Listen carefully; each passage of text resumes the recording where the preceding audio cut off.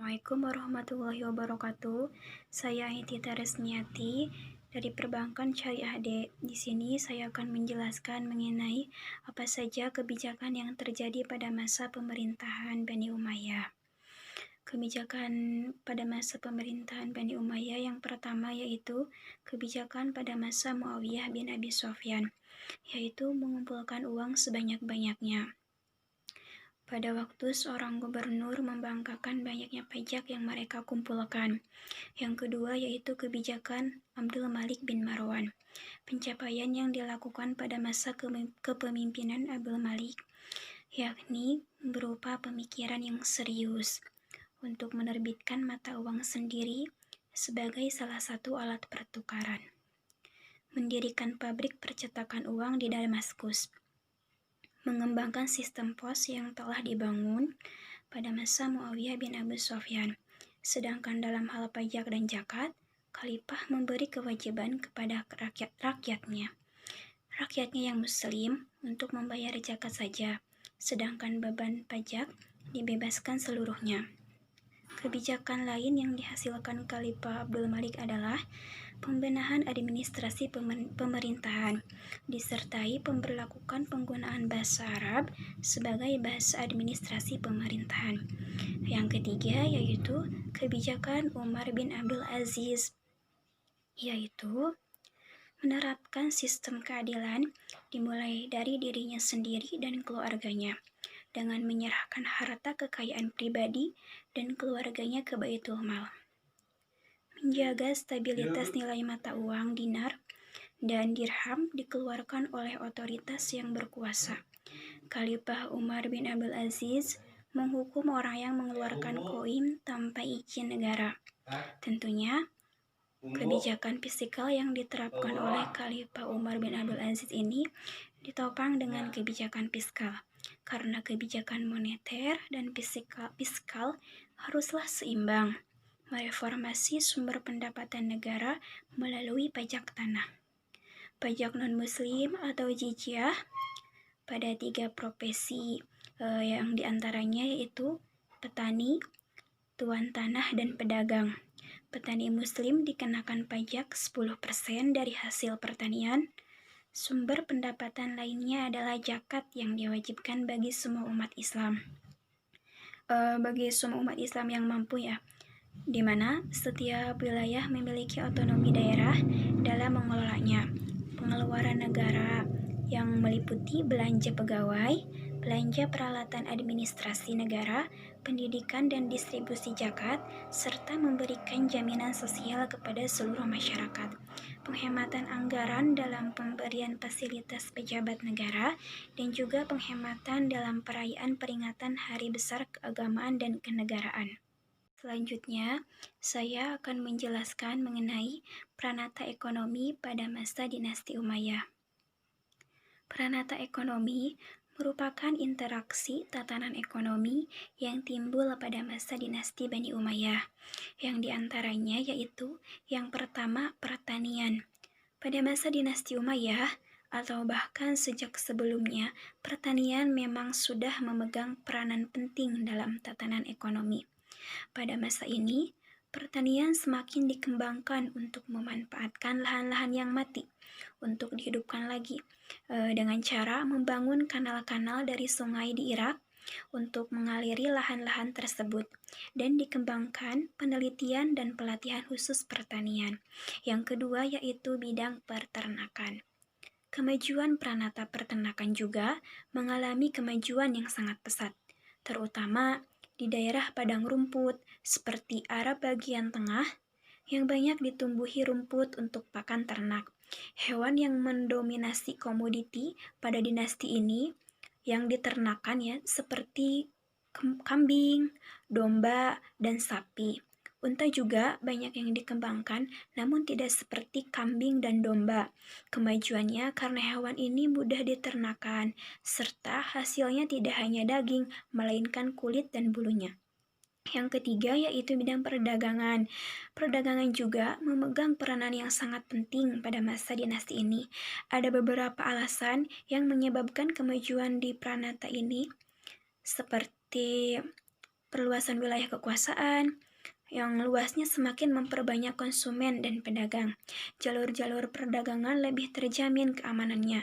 Semakin banyak dibangun kota-kota baru sebagai pusat interaksi ekonomi dan sosial masyarakat. Yang keempat yaitu hukum bisnis. Hukum bisnis ini akibat dari semakin maraknya perdagangan sehingga berkembanglah hukum yang berkaitan dengan kontrak bisnis. Di antaranya yaitu mudorobah, musyarakah, dan hiwalah. Yang kelima yaitu bidang keuangan negara. Pada dinasti Umayyah, pendapatan negara dibagi menjadi dua, yaitu pendapatan negara bukan pajak dan pendapatan negara dari pajak. Pendapatan bukan pajak yang dibagi menjadi dua. Yang pertama ada pai. Pai adalah harta rampasan perang yang diperoleh dari musuh ketika musuh menyerah tanpa pertempuran militer yang sebenarnya. Yang kedua yaitu ada tanah sawafi, merujuk pada tanah kepemilikan yang dipindahkan kepada negara karena beberapa alasan. Ada juga ya pendapatan sektor bisnis publik daripada pemerintahan masa Bani Umayyah ini. Yang pertama itu ada pendapatan pajak. Pendapatan pajak itu seperti ada 1/5 ghanimah atau khums. Yang kedua ada zakat. Lanjut ya ke materi berikutnya. Saya akan menjelaskan mengenai pemikiran ekonomi Islam pada masa pemerintahan Bani Umayyah. Dibandingkan dengan bidang-bidang keilmuan lain, memang sumbangan kekhalifahan pada masa Bani Umayyah di bidang ekonomi tentunya tidak begitu menonjol. Namun, terdapat beberapa sumbangan pemikiran mereka terhadap kemajuan ekonomi Islam. Di antaranya adalah dari sisi pemikiran ekonomi. Pemikiran-pemikiran ekonomi yang lahir dari para fuqaha dan cendekia sangat didukung oleh khalifah, walaupun memang Daulah Umayyah sendiri memisahkan kehidupan agama dengan politik. Akan tetapi, pemikiran yang berbasis keilmuan sangat didukung, bahkan diberikan penghargaan setinggi-tingginya. Para fuqaha yang menjadi peletak dasar pemikiran ekonomi Islam pada masa Daulah Umayyah selanjutnya menjadi pencetus teori-teori dan mempengaruhi keilmuan, khususnya ekonomi Islam hingga masa sekarang. Assalamualaikum warahmatullahi wabarakatuh.